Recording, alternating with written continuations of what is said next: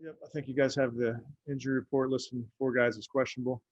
And then looking forward to the challenge. And it's going to be a challenge. Really good football team, Super Bowl champs, really good coaching staff, as we've talked about. So it's going to be a battle. And we had a good week of practice, and I'll take any questions there. Thank you, Coach. Daryl Ryder has our first question. Hey, Coach, fast starts have been a staple for you guys this year. I think you're 10-0 when you lead games at halftime. When you're going up against an offense like you're going to see Sunday in Kansas City, how much more critical does a fast start become for you, in a game of this magnitude? Daryl, it's easier said than done. And I promise you, every coach goes into every game saying we got to start fast. Sometimes you do, sometimes you don't. So is it critical? It's always critical. Thanks, Daryl. Nate Ulrich is next. Hey, Kevin, did any of your assistant coaches make it back today who were out with COVID? Yes, we had Jeff Howard and Drew Petzing back today. Okay. So I think just Scott Peter, everybody, coaches and players, is the only one still out? Yes. Okay. What kind of feelings do you have about getting Joel Bitonio back? Just how big is that just for Joel, finally to get a playoff game, a crack at a playoff game, and just how important is it for your team and your offense? Yeah, I think it's a big deal. Getting a good player back. He's excited to be back. I can tell you that, as you can imagine, but looks good.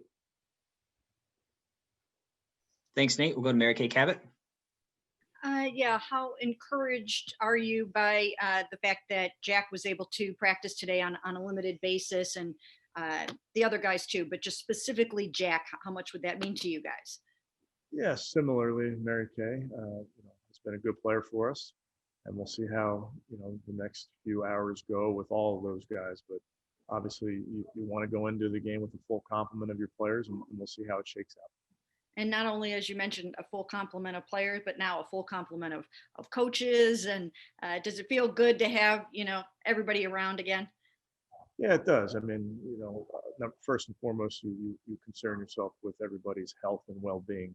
So anytime somebody's back in the building, it means that they're healthy enough to be back in the building. So obviously want to get everybody back here as quickly as possible, but as safely as possible. Thank you. Thank you, Mary Kay. Jeff Shadell, you're up. Hey, Kevin, the Chiefs are 14-2, but if you look at their scores, they've been in a lot of close games the last couple of months. Do you feel this is a game Sunday that could come down to the last possession? Yeah, Jeff, I think we go into every game, and similarly, I'm sure they do. They're just trying to win it any which way you can. So if it's by 1 point, that's great. And if it's by a bunch of points, that's great too. I think we want to see how this game unfolds, but both teams are looking to do anything it takes to get that win. Thank you, Jeff. Jake Trotter is next. Yeah, Kevin, you had some, even though you weren't there, you guys had to conduct some tricky travel plans to get everybody to Pittsburgh. Anything unique about Kansas City, or is it going to be kind of normal in terms of your weekly travel? Normal, Jake.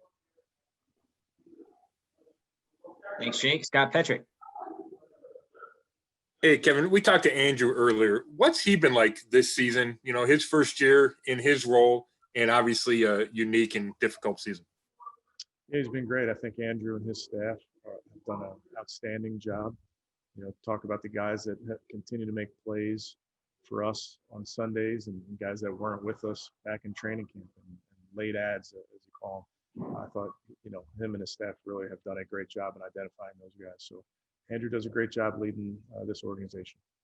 And then with Miles, why did you decide to pick him as one of the playoff captains? I think he's provided great leadership throughout this season. I think he's a player that shows up and gives us everything he has, plays hard through the whistle, plays hard for the entire 60 minutes or more. And I think that's a great message for our players. Thanks. Thank you, Scott. Tom Withers.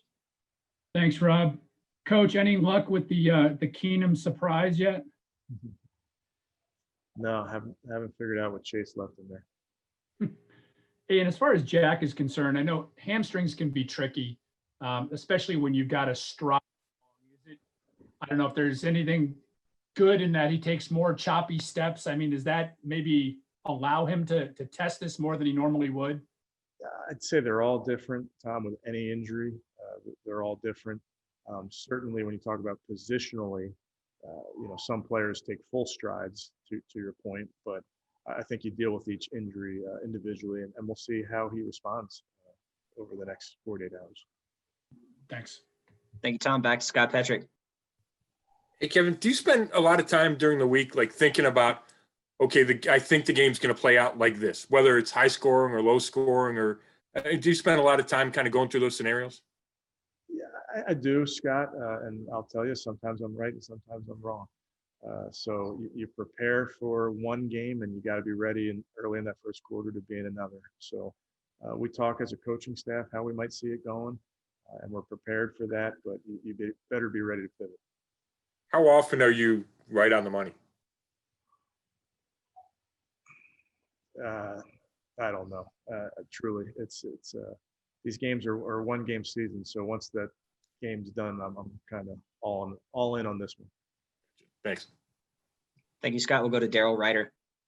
Coach, you helped prepare for last week's playoff game, but this is going to be the first playoff game for you, being on the sidelines, running the show, so to speak, and you're going to do it in a hostile environment. I think Kansas City will have around 12, 13,000 fans. Just, how excited, how ready are you for that moment for yourself? Obviously, this is what the level you aspire to get, in your profession. Yeah, I'm just excited for our team to have another opportunity to compete. That's what these guys want to do, and that's why it's so important. In these playoffs, it's win or go home, and you want to keep winning so you get another opportunity to compete. So I'm excited to be with the guys on Sunday and compete with them. Thanks, Daryl. Marla Ridenour has our next question. Yeah, Coach, I mean, did you get any sense of just the mood of the team? Like, could you see the excitement in practice? I mean, obviously you were excited to be there, but I'm just, how have they responded this week? Yeah, Marla, I feel like it's been a really good week of practice. It's been crisp.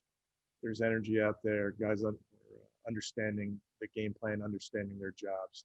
So I thought it was a really good week of practice and moving around. I thought we needed it. And again, the guys worked very hard. The having in pads, you think that'll, could you tell like the next couple of days after that they seemed better, or, anything? No, I think they've gotten into the routine of how we operate around here. So they know what to expect. Probably the strange part was that they had 3 straight days of practice. That's unique. So they're ready, Marla, whatever it looks like. If you practice 1 day, 2 days, 3 days, 0 days, they're ready to go. Thank you. Thanks, Marla. Nate Ulrich is next. Hey, Kevin, I'm kind of thinking of this along the lines of getting Joel Bitonio back and the significance of it. But how much do you have to talk about Chris Jones and the buildup to this, and what type of player he is and what he does so well? Yeah, we've talked a lot about him. He's a great player. We played against him last year when I was with the Vikings. Saw firsthand how just physically imposing he can be. Plays really hard.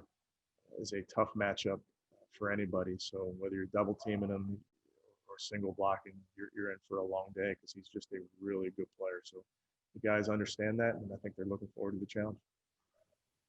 Thank you, Nate. We'll go to Mary Kay Cabot. This will be our last question for Coach. As you head into this big, huge game, what do you really like about your players, your team, just in terms of their heart, their scrappiness, their desire? What have you come to really admire and appreciate about these guys? Scrappy is a good word, and I'll steal it. I think these guys have shown this season that they're willing to fight and compete, and that's what January football calls for. So got a great challenge this week again versus a great football team with a bunch of great players and great coaches. So we're going to have to fight, and they understand that.